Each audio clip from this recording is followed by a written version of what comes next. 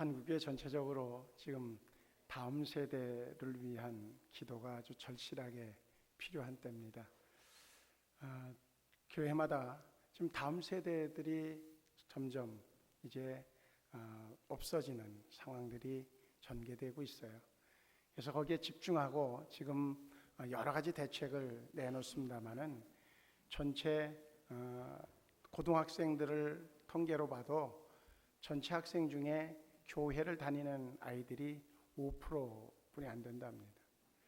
그 5%의 아이들이 지금 교회마다 이제 나눠져 있는데, 그러니까 큰 교회, 대형 교회들로 모여들고 작은 교회들, 그전에는 작은 교회들이 다 아동부서부터 출발되어져서 교회가 이제 세워져 갔는데 그 시대는 옛날 이야기가 되어져 버렸어요. 우리도 다음 세대를 위하여서 기도 집중해서 하고, 그러면서 다음 세대가 더 활발하게 될 수 있도록 격려하고 그리고 또 축복하는 그런 어른들 되어지기를 바랍니다. 우리 아동학생들 수고했는데 우리 박수 한번 하시죠. 예, 오늘은 우리가 절기로 지키는 추수감사주일입니다. 감사는 사실은 남을 위한 것이 아니라 자신을 위한 것이 되어지고 있고, 실제적으로 감사하는 자들에게 나타나지는 변화에 대한 그러한 그 실험들은 여러 모양으로 해봤고, 또한 그것을 통해서 얻어진 결론은 그 감사가 어떻게 그 본인에게 변화를 가져오느냐에 따라서 그 사람의 삶의 모습이 달라지고 있다고 하는 그러한 통계들을 제시하고 있어요. 결과적으로 보면 감사는 자기를 위한 것이 되어지고 있다 하는 결론에 도달하게 되어집니다. 그래서 오늘 말씀의 제목을 그렇게 붙였어요. 감사는 자신이 행복해지는 길입니다 하는 거죠. 우리 옆에 분들하고 그렇게 인사하죠. 감사는 자신이 행복해지는 길입니다. 자신이 행복해지는 길입니다. 할렐루야. 그러니 우리가 감사하는 자가 되어지기를 축복합니다. 억지로라도 감사하면 감사한 상황으로 나의 상황을 바꾸는데 상황이 변화되어지지 않는 경우가 많아요. 근데 문제는 뭐냐면 감사하게 되어질 때에 그 상황을 능히 감당할 수 있는 능력이 내게서 생겨진다는 겁니다. 그 상황을 감당할 수 있는 능력이 생겨지지 않으면 우리는 거기에 치여서 결국은 절망에 이르게 되어지고 마지막 선택의 기로에까지도 서게 되어질 수밖에 없다는 거죠. 그런데 놀라운 건 감사하고 또 감사하고 그냥 감사할 조건이 머리에 떠오르지 않아도 그냥 입으로 감사라고 하는 단어를 사용만 해도 얼마가 지나고 난 이후에 그것의 해결의 길을 찾아낼 수 있다는 겁니다. 그렇게 찾아내고 난 이후에 그 삶을 이제 통하여서 그 상황을 모면하고 나면, 넘겨놓고 나면, 그러면 그 뒤에 있는 아름다운 일들이 자기에게 찾아오는 것을 경험할 수 있게 되어진다고 하는 겁니다. 우리 모두에게는 감사한 일들 뿐만 아니라 그렇지 못한 일 속에서도 감사를 찾아낼 수 있는, 그 숨겨져 있는 보물을 찾아낼 수 있는 지혜의 문이 주님의 말씀을 통해서 우리에게 이미 와져 있는 존재들인 줄로 믿습니다. 오늘 본문은 그래서 그렇게 얘기합니다. 내 재물과 내 소산내 참 익은 열매로 여호와를 공경하라. 그리하면 내 창고가 가득히 차고 내 포도즙 틀에 새 포도즙이 넘치리라. 산술적으로 계산해 보면 자기에게 있는 재물과 소산물을 이제 창고에 있는 것을 꺼내서, 그래서 하나님 앞에 드리면 그러면 빈 구석이 생겨지는 것이 산술적인 계산입니다. 그런데 그 순간에는 분명히 비어지게 되어지죠. 그런데 얼마 지나고 난 이후에 보면 오히려 창고를 더 지을 수밖에 없는 상황이 도래한다고 하는 겁니다. 이것은 뭔가 논리적으로 설명할 수 있는 부분이 아니라 믿고 행할 때에 와지는 하나님만이 주시는 특별한 선물이라고 하는 사실을 깨닫는 자가 은혜자요, 그가 바로 믿음의 사람이라고 하는 겁니다. 우리 모두에게 진정으로 감사의 비밀을 체득하는 자가 되어지고 그것을 통하여서 우리의 삶에 풍성함이 넘쳐서 그것으로 나누어주고 구워주고 그리고 또한 더 베풀어도 우리의 창고가 결코 비어지지 않는 은혜를 경험하는 자들이 되어지기를 주의 이름으로 축복합니다. 할렐루야. 우리 다시 한번 옆에 분들하고 인사합니다. 감사의 비밀을 통하여서 넘치는 복을 받는 자가 됩시다. 감사의 비밀을 통하여 넘치는 복을 받는 자가 됩시다. 아멘. 성령 충만의 가장 뚜렷한 특징 중에 하나를 꼽으라고 하면 범사에 감사하는 것이라고 공통적으로 이야기합니다. 사람이기에 힘든 일을 당하면서도 그 잠깐 동안 불평과 원망으로 이제 그 순간을 그저 때우는 것이 아니라 오히려 감사하는 고백을 통하여서 오히려 그 힘들고 어려운 순간을 잘 넘겼더니 와지는 유익함이 있는 것을 발견하는 자, 그가 바로 하나님의 은혜를 체험한 자들, 성령의 충만함을 입은 자들의 모습이라고 하는 겁니다. 그래서 감사는 은혜를 깨달은 자만이 할 수 있는 그러한 특별한 은혜가 바로 감사라고 하는 고백입니다. 행복은 소유에 있지 않고 깨닫고 감사하는 마음에 있다고 하는 이 비밀을 깨닫는 자, 경험한 자, 그가 바로 우리 생수 성도들 되어지기를 주의 이름으로 축복합니다.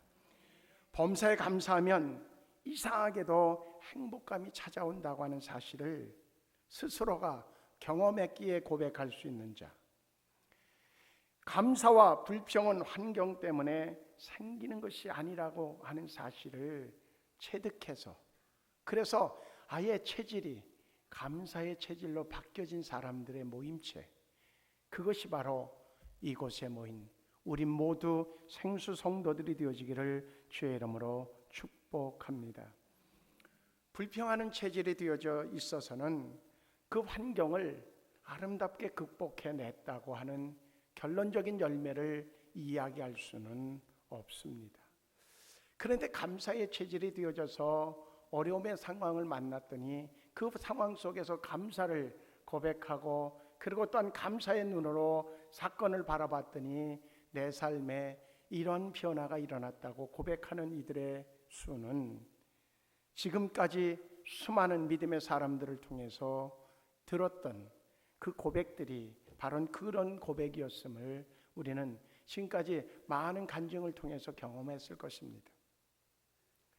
내가 변하지 않으면 내게 주어진 환경은 끊임없이 나에게 짐이 되어질 뿐이지만 내가 변화되어지면 그 주어진 환경은 오히려 나를 축복으로 가는 길목으로 인도하는 그러한 길목이 되어진다고 하는 사실을 깨닫는 자, 그 지혜에 임하는 자, 그가 바로 우리 생수 성도들 되어지기를 주의 이름으로 축복합니다. 지난 10개월을 돌아보면서 어떤 분들은 내가 아무리 돌아봐도 감사할 일이 없다고 그렇게 고백하는 분들이 있을지도 모릅니다.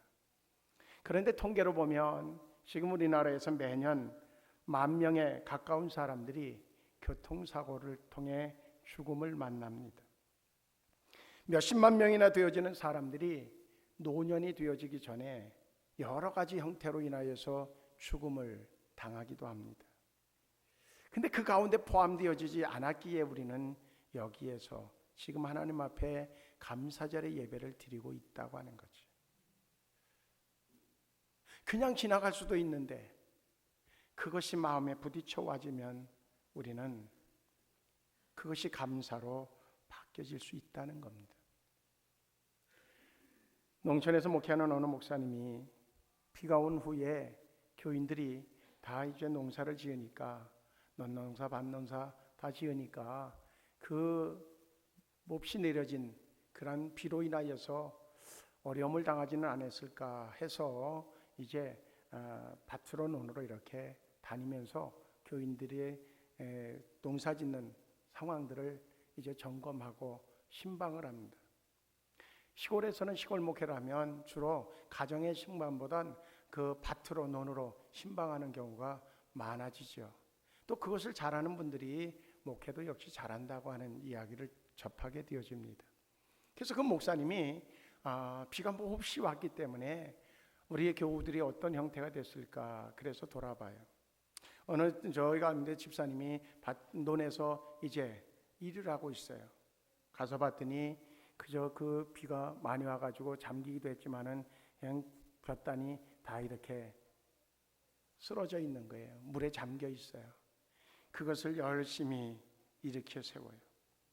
그때에 염려스러워서 집사님, 아유 벼가 많이 쓰러졌네요. 참 고생 많으십니다. 그랬더니 그 집사님이 그래요. 에이, 하나님 너무하십니다. 너무해도 너무하십니다. 왜 내 논에 저기서 벼가 다른 저 보십시오 목사님.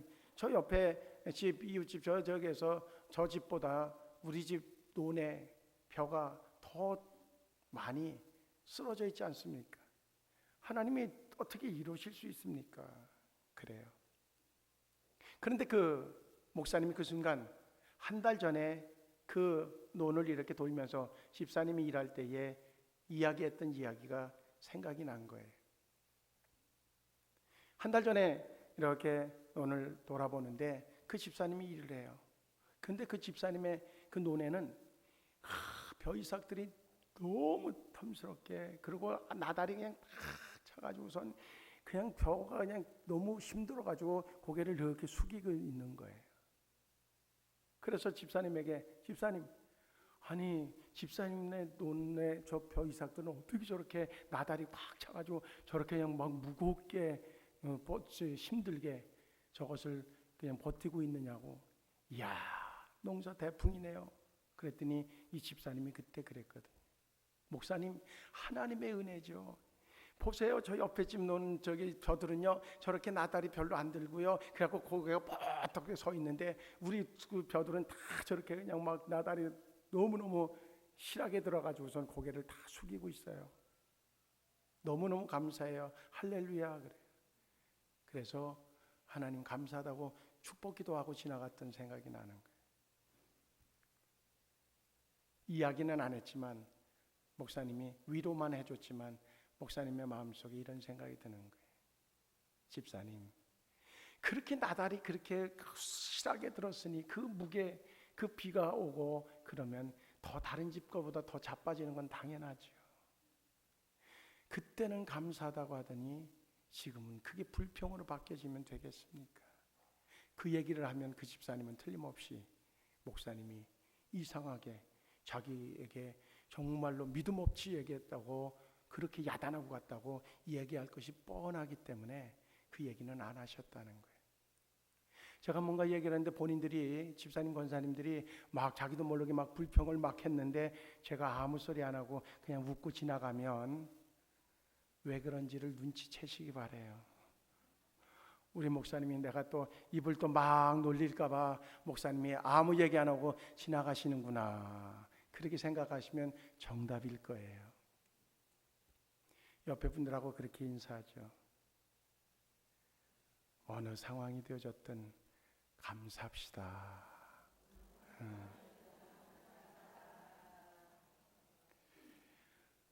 수확이 더 많고 적은 것 때문에 말이 달라져요. 그런데 하나님이 계시다고 하는 사실을 믿어요. 그 하나님이 나를 인도하고 계시다고 하는 사실을 신뢰한다고요. 내가 정말로 신실한 하나님의 사람이라고 고백할 수 있다고요. 거짓말일 거예요. 믿으려면 끝까지 믿읍시다. 할렐루야. 믿으려면 끝까지 믿자고요. 다시 한번 인사해요. 우린 믿을 바에는 끝까지 믿읍시다. 그래서 첫 번째 제가 그 상황을 생각하면서 마음에 떠올린 하나의 문장이 그런 거예요. 진실한 감사는 소득이 변해도 그 마음이 변하지 않는 것이다. 진실한 감사는 소득이 변해도 그 마음이 변하지 않는 것, 그것이 진실한 감사라고 하는 깨달음이 제 마음속에 딱 떠올랐어요. 욥은 하나님을 경외하며 온전하고 정직하여서 악에서 떠난 사람이었습니다. 그런데 사탄이 그를 시험했어요. 그래서 하나님이 허락하셔서 사탄은 들의 나귀와 소, 양과 낙타, 그리고 집안의 아들, 딸 모든 것들을 다 하루에 걷어가 버려요. 그렇게 끔찍한 일을 당했어도 욥의 모습이 어떻게 될까? 어떻게 변할까? 그리고 기대하고 바라봐요. 틀림없이 원망하고 불평하고 하나님 앞에 저주하고 그리고 하나님을 떠날 것이라고 사단은 장담했어요. 입장을 욥으로 자신을 놔보십시오. 어느 날 보이스피싱을 당해가지고 그나마 있던 돈이 다 나갔어요. 그러나던 전화가 어디서 와요? 아들이 교통사고를 당했다는 거예요. 조금 있다 다시 딸이 전화가 와요. 아이가 지금 아파가지고 막 열이 나가지고선 급하게 병원에 갔는데 뇌수막염이라는 거예요. 그러더니 조금 있다 남편이 전화가 와요. 회사에서 잘렸다는 거예요. 그러면 여러분들은 그 상황에서 어떤 태도를 보일까요? 지금 욥이 당한 상황이 이와 동일한 상황이었어요. 욥기서 1장 20절로 22절의 말씀을 보면 욥이 일어나 겉옷을 찢고 머리털을 밀고 땅에 엎드려 예배하며 이르되 내가 모태에서 알몸으로 나와 싸운즉 또한 알몸이 그리로 돌아가올지라 주시니도 여호와시여 거두시니도 여호와시니 여호와의 이름이 찬송을 받을지니이다 하고 이 모든 일에 욥이 범죄하지 아니하고 하나님을 향하여 원망하지 아니하니라. 이 모든 일에 욥이 범죄하지 아니하고 하나님을 향하여 원망하지 아니하니라. 하나님이 주시기도 하고 거두시기도 하기 때문에 하나님 앞에 원망할 이유가 없다는 거죠. 그리고 그는 엎드려서 예배하고 찬양했어요. 욥은 어떤 상황이 일어나더라도 감사하는 사람이었었다고 하는 겁니다. 그의 결론은 갑절로 하나님이 복을 허락하신 것으로 욥의 이야기는 마무리가 되어집니다. 다시 한번 그래서 생각해 봅니다. 진실한 감사는 소득이 변해도 그 마음이 변하지 않는 것이라는 겁니다. 바울에게 있어서 바울은 참 모든 삶에 감사라고 하는 타이틀 하나를 설정해 놓고 거기에 모든 것들을 마친 사람이에요. 그리고 그 옆에다가 뭐를 두는가 하면 하나님께 영광이라고 하는 것을 놓고 그리고 그의 삶을 전부 다 거기에 집중해 가고 있어요. 그의 삶의 단어를 이야기하라고 하면 하나님의 영광을 위한 삶이었어요. 그러다 보니 그에게 주어진 모든 것들에 그는 감사가 저절로 나올 수밖에 없었어요. 어느 날은 복음을 전하다가 잡혀서 감옥에 갇혀서 시큰 두드려 맞고 피가 난자하고 여기저기 터지고 그저 신음소리가 저절로 날 수밖에 없는 그러한 고통이 그에게 밀려와도 그는 찬양과 감사가 그리고 하나님 앞에 기도하는 그 기도의 고백이 그 옥문을 넘어서 간수들의 귀에 들려지는 그런 고백적 찬양이 나와졌어요. 간수들은 그렇게 수군거렸을 거예요. 미치면 좀 제대로 미치지. 아니 저 상황이 지금 지가 찬송할 때야? 기도가 나와? 정말 또라이구만. 그럴 거예요. 저는 우리 생수 성도들이 사람들이 볼 때에 저 또라이 아니야? 그런 지경에 이르렀으면 좋겠다. 그런 생각이 듭니다. 그런데 제가 볼 때에 너무 정상적이에요. 정말로 얄미울 정도로 정상적이에요. 이해타산으로 따지면요, 이빨 하나 들어가지 않을 정도로 너무너무나 똑똑하게 제정신이 박혀 있어요. 저는 그래서 어쩔 때는 성도들을 볼 때에 소름이 돋을 때도 있어요. 어떻게 저렇게 냉철할까?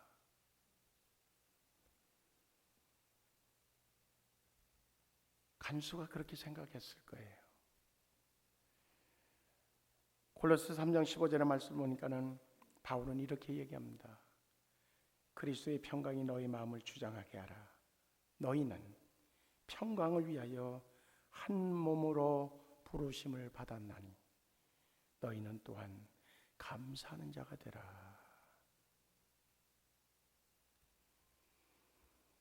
누가복음 17장 11절 19절 말씀, 문둥병자를 고친 나병 환자들의 10명의 나병 환자를 깨끗하게 하신 사건을 통해서 이제 예수님이 말씀하시고 그리고 그들을 제사장에게 보냈을 때에 가다가 그들이 다 나은 것을 발견하게 되어집니다. 그들 중에 한 사람, 그것도 이방인에 속해 있던 한 사람, 그는 그 사실을 발견하고 다시 돌아서 가던 길을 되돌려서 예수님 앞에 와서 예수님 앞에 감사의 고백을 드립니다. 그 고백을 듣고 났던 예수님이 그에게 이렇게 얘기합니다. 10사람이 다 깨끗함을 받지 아니했느냐? 그 9은 어디 있느냐? 이 이방인 외에는 하나님께 영광을 돌리러 돌아온 자가 없느냐 하시고 그에게 이르시되, 그러면서 다음에 이렇게 얘기합니다. 일어나 가라. 내 믿음이 너를 구원하였느니라. 그는 그 감사를 통하여서 온전함을 얻는, 정말로 육신의 치료뿐만 아니라 영혼까지도 온전케 되어지는 은혜를 얻게 되어졌다고 하는 사실입니다. 요한복음 6장 11절로 13절을 통해 볼 때에 거기는 오병이어의 기적에 대한 말씀이 기록되어져 있습니다. 하나님 앞에 감사하고 그리고 나누어 줬더니 그 많은 사람들이 다 배불리 먹고도 남는 은혜를 얻게 되어졌다는 겁니다. 우리는 이제 바울의 이야기뿐만 아니라 조금 전에 했던 예수님을 만났던 사람들에 대한 이야기들을 통해서 육신뿐만 아니라 영혼까지도 온전케 되어지고 뿐만 아니라 삶이 풍성하게 되어지는 은혜가 감사를 통해서 얻어지는 결과물이라고 하는 사실을 발견할 수 있습니다. 바울은 빌립보서 4장 6절로 7절 말씀에 아무것도 염려하지 말고 다만 모든 일에 기도와 간구로 너희 구할 것을 감사함으로 하나님께 아뢰라. 그리하면 모든 지각에 뛰어난 하나님의 평강이 그리스도 예수 안에서 너희 마음과 생각을 지키시리라. 할렐루야. 한번 따라할까요? 아무것도 염려하지 말고 다만 모든 일에 기도와 간구로 너희 구할 것을 감사함으로 하나님께 아뢰라. 그리하면 모든 지각에 뛰어난 하나님의 평강이 그리스도 예수 안에서 너희 마음과 생각을 지키시리라. 그 얘기의 의미는 뭐예요? 장래의 일에 대해서 우리가 아무것도 할 수 없으되 감사하면 지각에 뛰어난 그 하나님이 우리의 미래를 책임져 주신다고 하는 약속인 줄로 믿습니다. 이제 감사를 통해서 우리의 삶을 보장받자는 거예요. 바울의 이야기는 감사만이 그것을 할 수 있다는 거예요. 감사로 머리부터 발끝까지 채워지는 성령의 기름 부음이 오늘 이 시간 우리 모두에게 있어지기를 주의 이름으로 축복합니다. 그래서 결론은 뭐냐면 감사는 행복이라는 열매를 맺게 되어진다는 거예요. 유대인 랍비는 이런 말을 적어놨습니다. 행복은 내가 원하는 것을 가지는 것이 아니라 내가 가지고 있는 것을 원하는 것이다. 확 와닿지 않죠? 이거를 풀면은 그래요. 행복이라고 하는 것은 내가 원하는 것을 가질 때 와지는 것이 아니라는 거죠. 그게 아니라 오히려 내가 가지고 있는 것을 감사할 때에 행복이 와진다는 거예요. 동의하십니까? 행복은 거기서 와진다는 거예요. 우리는 이 진리를 깨달아야 돼요. 성인으로 추앙받던 슈바이처 박사는 그렇게 얘기합니다. 인생의 성공 비밀은 감사라. 성공한 사람들의 그러한 그 성공의 비결들을 또한 근데 그 성공이라고 하는 것이 단순히 높은 위에 올라갔다든지 많은 것들을 소유한 자라고 하는 의미보다는 행복이라고 하는 것과 연결되어져서 본다고 할 때에 그것은 감사라고 하는 것이 그 속에 포함되어질 때에 가능하다고 하는 사실을 발견할 수 있습니다. 실제로 그런 연구를 했다고 그래요. 사람들에게 그 주일 밤이 되어졌을 때에 지난 일주일 엿새 동안의 시간들을 이렇게 돌아가 보면서 5가지씩 감사한 일을 생각해서 적어보라고 하는 그러한 미션을 줬어요. 그것을 한 6주 동안 실행해 봤다는 거죠. 처음에는 생각해봐도 감사거리가 5가지인데 못 뽑아내. 애써서 적어봤어요. 그 다음 주가 되어지니까 조금 나아요. 왜?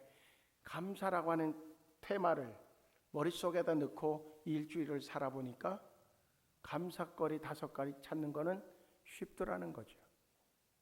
셋째 주가 됐어요. 더 쉬워졌어요. 넷째 주가 됐어요. 감사라고 하는 테마를 생각하는 것이 아니라 아예 감사로 자기가 포함되어져 있는 것을 발견하게 되어져요. 5째, 6주가 끝났을 때 그 미션이 끝나고 난 이후에 그의 삶은 달라지게 되어져 있는 것을 보게 되어졌다는 거죠. 처음에는 그 미션을 받은 사람 중에 어떤 사람들은 도대체 감사할 이유가 있어야 감사하지 그렇게 불평한 사람도 있었어요. 감사를 세워보는 것은 귀찮은 일이지 그렇게 얘기한 사람도 있었어요. 근데 막상 미션이 끝나고 난 다음에 그들은 그런 이야기 자체가 사라지게 되어졌다고 하는 거예요.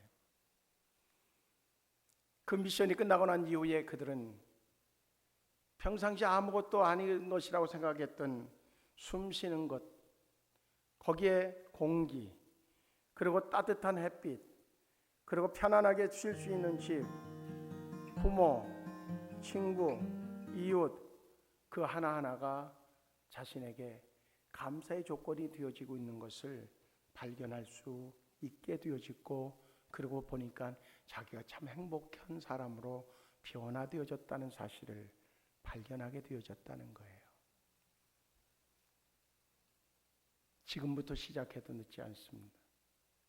지금부터 6주를 시작해도 우리는 동일한 경험을 이야기할 수 있을 것입니다. 그 반대로 이야기한다고 하면 어떤 결과가 될까요? 6주가 지나고 난 이후에 그 사람은 괴물이 되어져 있을 것을 불보듯 훤합니다. 6주가 지나고 나면 그 사람은 틀림없을 거예요. 괴물이 되어져 있을 거예요. 이 사람 저 사람에게 불평하고 침뱉고 그런 이들이 되어져 있을 것이 뻔하다는 거죠. 철학자 키케로라고 하는 사람은 인간이 가져야 될 모든 덕목 중 으뜸을 꼽으라고 하면 나는 감사를 꼽겠다, 그렇게 얘기해요. 칸트라고 하는 철학자도 얘기합니다. 감사하지 않는 것이야말로 악의 본질이다, 그렇게 얘기해요. 지금까지 감사가 내게서 익숙해지지 않고 있다고 하면 나는 악에 속해 있는지도 모릅니다. 이제 신분의 변화를 우리는 가진 존재들이에요. 사탄에게 소속되어진 사탄의 자녀가 아니라 하나님의 자녀가 되어지는 신분의 변화가 일어난 존재라고 하면 악에서 떠나 선으로 하나님의 거룩함으로 바뀌어지는 그러한 삶이 되어야 되는데 거기에 키는 감사라고 하는 겁니다. 탈무드에 이런 얘기가 나옵니다. 이 세상에 가장 지혜로운 사람이 누구인가? 그것은 어떤 경우에도 배움의 자세를 갖는 사람이라고 얘기합니다. 그리고 이 세상에서 제일 강한 사람은 누구인가? 그 열쇠는 자신과의 싸움에서 이기는 사람이라고 이야기해요. 그리고 이 세상에서 가장 행복한 사람이 누구인가라고 하는 물음 앞에서 답은 지금 이 모습 그대로 감사하면서 사는 사람이라고 하는,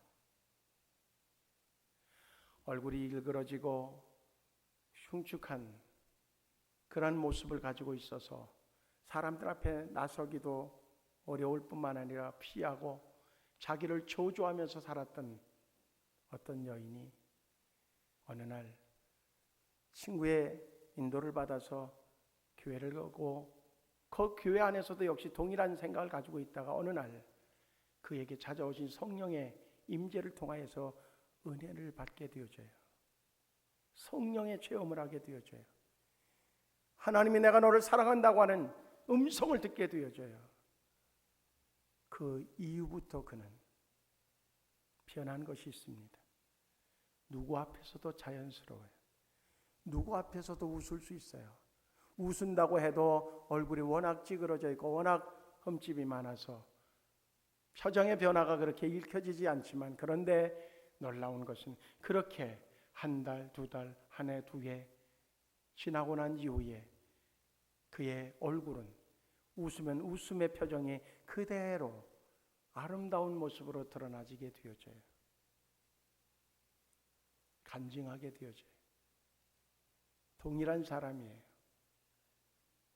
은혜 받았는데 그가 자신을 바라보는 눈이 달라졌다는 거예요.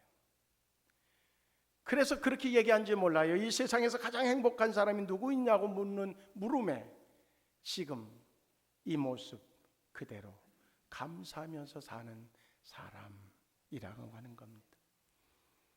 아리스토텔레스는 행복은 감사하는 사람의 것이라고 얘기해요. 인도의 시성이었던 타고르는 감사의 분량이 곧 행복의 분량이라고 이야기합니다. 웰리라고 하는 사람은 가장 행복한 사람은 가장 많이 소유한 사람이 아니라 앞에 부분에 이미 얘기했던 부분이 가장 많이 감사하는 사람이라고 하는 겁니다.